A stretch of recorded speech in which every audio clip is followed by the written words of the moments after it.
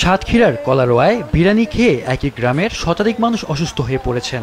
তাদেরকে কলারোয়া উপজেলা স্বাস্থ্য কমপ্লেক্সে ভর্তি করা হয়েছে। শনিবার উপজেলার সিংহলাল বাজারে আগাতা ফিরের চাষি সম্মেলনে সবাইকে বিরিয়ানি খেতে দেয়া হয়। এই বিরিয়ানি আনা হয়েছিল কলারোয়ার চৌরাস্তা মোড়ে অবস্থিত ঢাকা নবাব বিরিয়ানি হাউস থেকে। এই বিরিয়ানি খাওয়ার কিছু সময় পর প্রায় সবারই বমি, পেটে ব্যথা, পাতলা পায়খানা শুরু হয়। সন্ধ্যার পর এসব উপসর্গ নিয়ে কলারোয়া উপজেলা স্বাস্থ্য কমপ্লেক্সে ভর্তি হন অধিকাংশ মানুষ। উপজেলা স্বাস্থ্য ও পরিবার কল্যাণ কর্মকর্তা ডাক্তার মাহবুবুর রহমান জানিয়েছেন, প্রায় শতাধিক নারী পুরুষ হাসপাতালে ভর্তি হন। হাসপাতালে ভর্তি হয়েছিল 35 জন এখন ভর্তি আছে।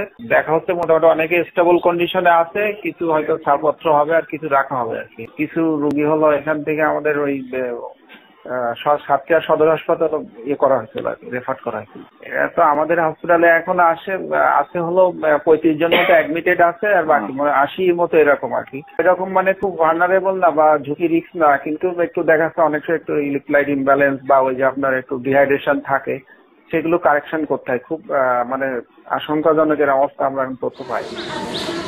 ফুড পয়জনিং এর কারণে এমনটা হয়েছে বলে জানান তিনি। তবে বর্তমানে সবাই আশঙ্কামুক্ত রয়েছেন।